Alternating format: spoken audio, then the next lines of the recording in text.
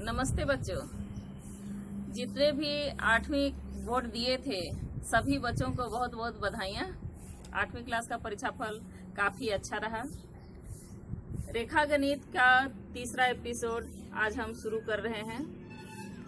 कुछ बच्चों ने हमसे पूछा कि मैडम हम लोग तो 8वीं पास करके निकल गए, तो क्या अब हम लोग ये वीडियो देखें कि नहीं देखें। तो सभी कोई देख सकते हैं जिसका भी रेखा गणित का कॉन्सेप्ट क्लियर नहीं है, क्योंकि गणित में पास होने के लिए अगर आपका रेखा गणित का कॉन्सेप्ट अच्छा है तो किसी भी प्रकार के सवाल आप बना सकते हैं और आसानी से गणित में अच्छे नंबर ला सकते हैं। तो हम अपने वीडियो की अगली कड़ी में आज देखते हैं त्रिभुज के विभिन्न प्रकार। तो यहाँ पर हम देख रहे हैं कि त्रिभुज भुजाओं की लंबाई के आधार पर त्रिभुज के 3 प्रकार हैं। पहला है समबाहु त्रिभुज, नाम से ही स्पष्ट है। सम मतलब बराबर, बाहु मतलब भुजा। समबाहु वैसा त्रिभुज जिसकी तीनों भुजाओं की लंबाई क्या हो, बराबर हो। दूसरा है समद्विबाहु त्रिभुज, वैसा त्रिभुज जिसकी द्वि मतलब दो भुजाओं की लंबाई बराबर हो।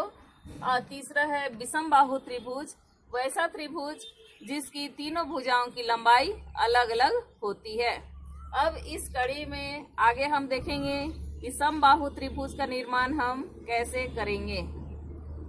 समबाहु त्रिभुज बनाने के लिए सबसे पहले आप जितना नाप दिया हुआ हो उस नाप की भुजा आप खींच लें। जैसे मान लीजिए आपको दिया गया है 5 सेंटीमीटर की भुजा, हम यहाँ पर 5 इंच ले रहे हैं, क्योंकि ब्लैक बोर्ड में थोड़ा बड़ा बनाने से आपको स्पष्ट दिखेगा। तो जो भुजा की लंबाई है हम क्या करेंगे, बराबर लेंगे और उतना ही चाप यहाँ पर नाप करके हम लेंगे, आसानी होगा बनाने में। इस तरह से हम क्या करेंगे, इसको काटेंगे। एक बार हुआ, फिर दूसरे बिंदु पर रख करके हम काटेंगे। कटान बिंदु को क्या करेंगे, आपस में मिला देंगे।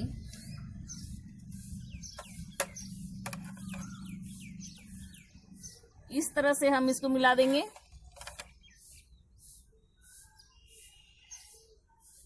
नामकरण करेंगे A, B, C। ये तीनों भुजा क्या है, आपस में बराबर है, यानी भुजा AB बराबर भुजा BC बराबर भुजा CA। तीनों भुजाओं की लंबाई बराबर है, इसीलिए इस त्रिभुज को हम क्या कहेंगे, समबाहु त्रिभुज। आइए हम देखते हैं इसमें कोण का माप कितना डिग्री का है। कोण नापेंगे।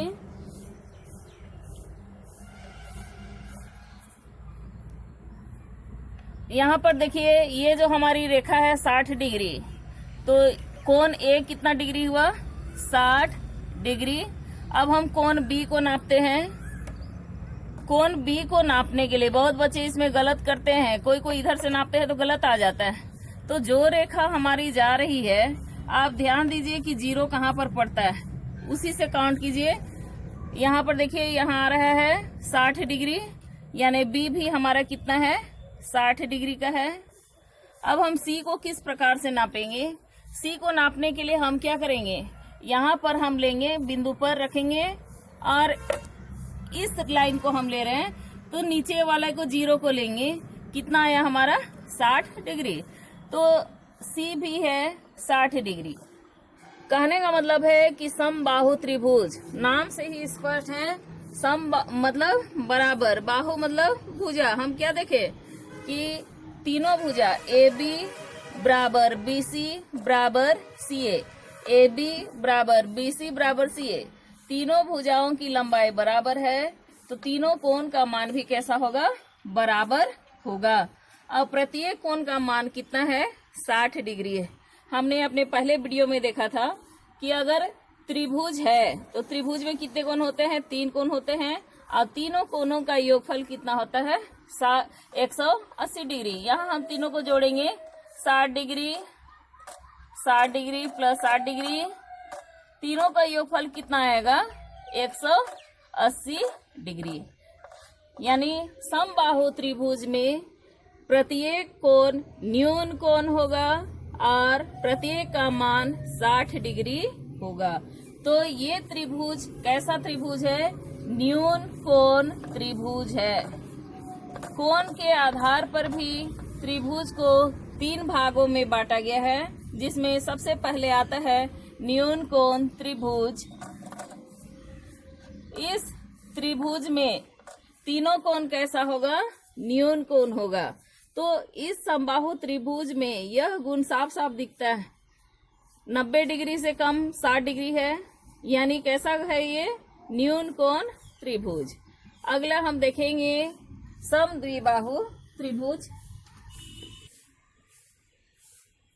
दूसरा हम देखेंगे समद्विबाहु त्रिभुज। शब्द पर ध्यान दें, द्वि मतलब आता है 2, यानी वैसा त्रिभुज जिसकी 2 भुजा आपस में बराबर होगी। तो जाहिर सी बात है कि अगर 2 भुजा बराबर होगी तो उसके 2 कोण भी आपस में बराबर होंगे। हम बना करके देखते हैं।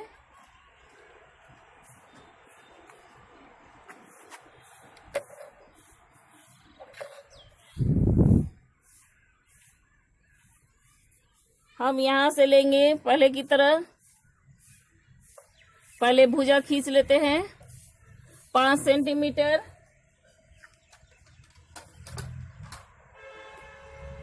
और इतना ही बड़ा एक भुजा और हम खींचेंगे।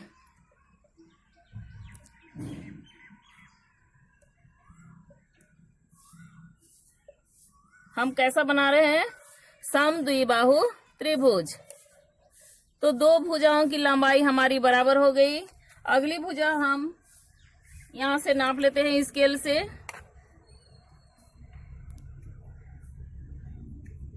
पहले हम लिए थे 5, अभी हम ले रहे हैं 7। आप अपना कॉपी में बनाएंगे तो 7 सेंटीमीटर लेंगे, यहां से काटेंगे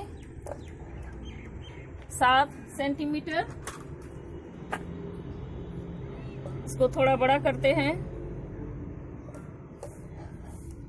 अब कटान बिंदु को क्या करेंगे? हम आपस में मिला देंगे।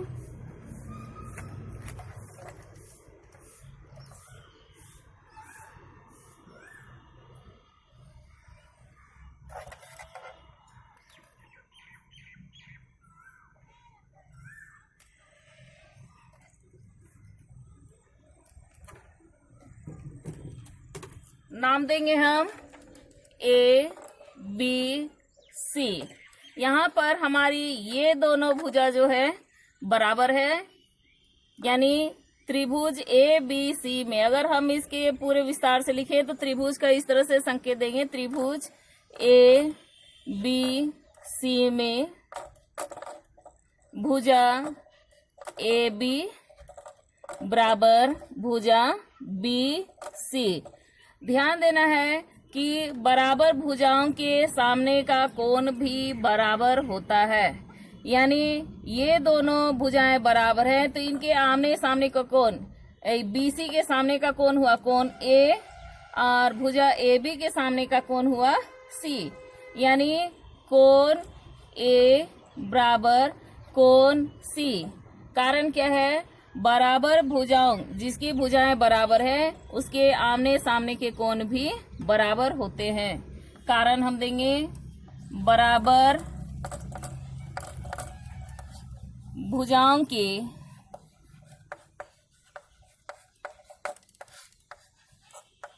सामने के कोण बराबर होते हैं।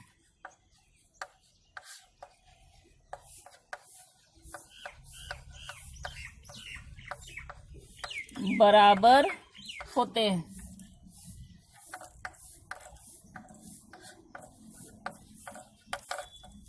तो ये दोनों कोण बराबर है, तो हमारा कोण B का मान कितना होगा? ध्यान से देखेंगे। कोण B का मान कितना डिग्री है? बीच में जा रहा है 90 डिग्री। ये आ गया हमारा 90 डिग्री, यानी कैसा त्रिभुज है? ये समकोण त्रिभुज है। तो कोण के आधार पे दूसरा आता है समकोण त्रिभुज, वैसा त्रिभुज जिसमें एक कोण कितना डिग्री का होगा, 90 डिग्री का। अब बाकी दो कोण बराबर है तो 90 का आधा कितना हो गया, 45 डिग्री। यानी कोण ए बराबर कोण सी बराबर कितना डिग्री आएगा, 45 डिग्री का। और कोण बी हमारा कितना डिग्री आया, 90 डिग्री।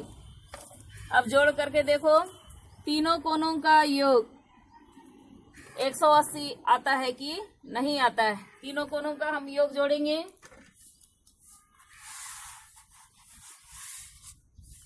कोण बी हमारा है 90 डिग्री, कोण ए कितना डिग्री है, 45 डिग्री, और कोण सी भी हमारा है 45 डिग्री।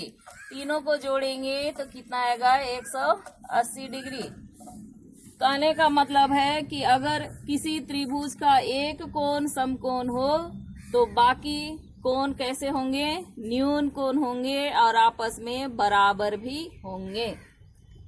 अब तीसरा हम देखेंगे, थर्ड हम देखेंगे विषम बाहु त्रिभुज। नाम से ही स्पष्ट है, विषम बाहु त्रिभुज के तीनों भुजाओं का मान अलग अलग होगा। ध्यान देना है, विषम मतलब बराबर नहीं होगा, यानी तीनों भुजाओं की लंबाई जो होगी वो अलग अलग होगी। जैसे हम ए बी लिए यहाँ पर 5 सेंटीमीटर और दूसरा लेते हैं हम 7 सेंटीमीटर और तीसरा लेंगे हम 9 सेंटीमीटर। अगर आपको विषम बाहु त्रिभुज कंपास की सहायता से बनानी हो तो सबसे पहले आप भुजाओं की लंबाई जो दी हुई है उसको आप खींच ले अच्छी तरह से।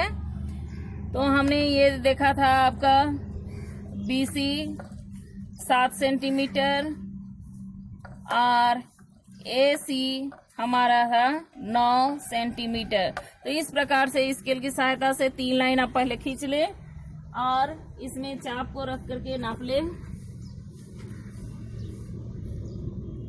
C से लेकर के B तक हमारा कितना है, 7 सेंटीमीटर। BC तो हम किस पॉइंट पे रखेंगे, B पे रख करके हम खींचेंगे 7 सेंटीमीटर। अब AC हमारा है 9 सेंटीमीटर। हम A पर रख करके नापेंगे AC, ये कटान बिंदु को हम नाम देंगे C। यहाँ हम लिखेंगे C और अब मिला देंगे A से C को और फिर B से C को,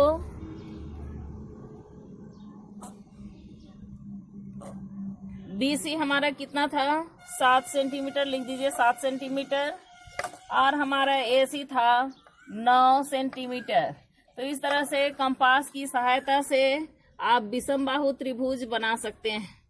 अब हम इसमें देखेंगे कोण कैसा है, कितना कितना डिग्री का कोण है। हम कोण A नापेंगे सबसे पहले।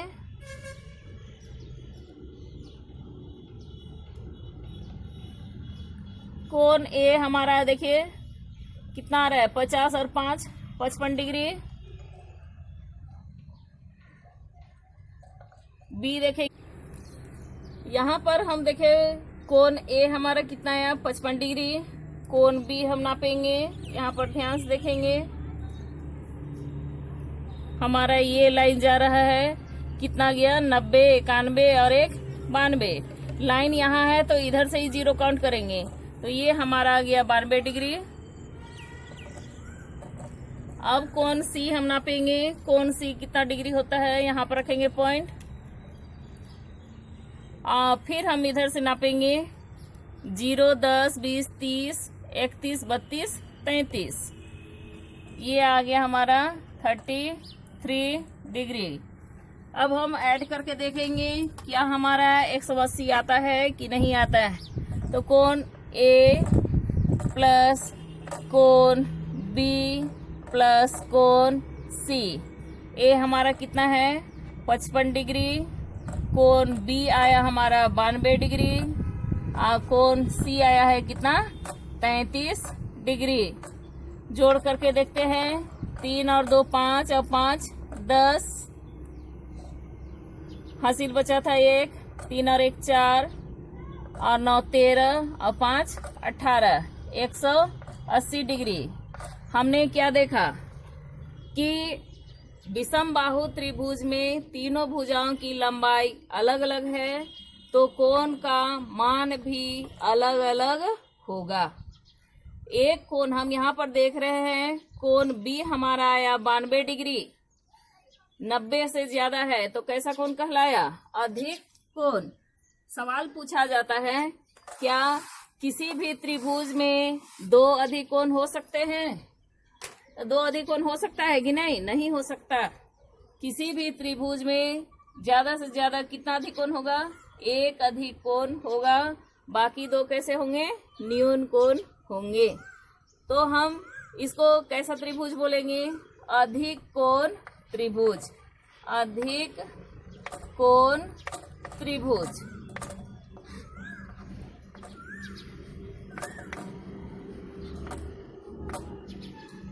तो इस प्रकार से हमने अभी तक देखा त्रिभुज के प्रकार के बारे में। लंबाई के आधार पे त्रिभुज कितने प्रकार के हुए? 3 प्रकार के।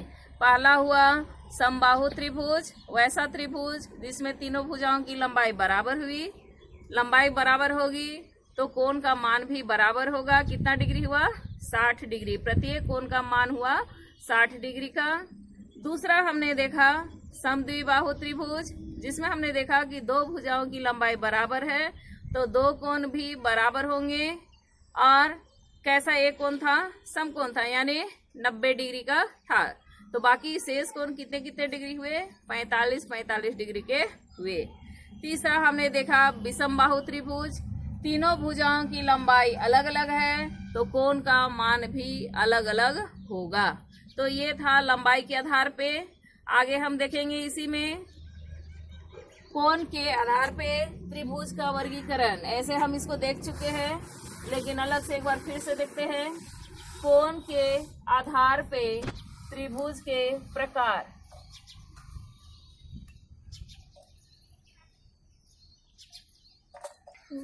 कोण के माप के आधार पर त्रिभुज के प्रकार, जैसे हम लंबाई के आधार पे देखे थे, उसी तरह से इसमें भी 3 प्रकार हैं। पहला है न्यून कोण त्रिभुज। न्यून कोण त्रिभुज वैसा त्रिभुज जिसमें तीनों कोण कैसा होगा? न्यून कोण होगा। तो हम लंबाई के आधार पे जिसमें देखे थे, उसमें समबाहु त्रिभुज ऐसा था जिसमें तीनों कोणों का मान कैसा था? न्यून कोण था। तो समबाहु त्रिभुज एक न्यून कोण त्रिभुज है। दूसरा हम देखेंगे अधिक कोण त्रिभुज। अधिक कोण त्रिभुज, इसके ठीक पहले हमने देखा विषमबाहु त्रिभुज, जिसमें तीनों भुजाओं की लंबाई अलग अलग थी, तो उसमें एक कोण कैसा था? अधिक कोण था। तो किसी भी त्रिभुज में अधिक से अधिक एक अधिक कोण होगा। तीसरा है समकोण त्रिभुज।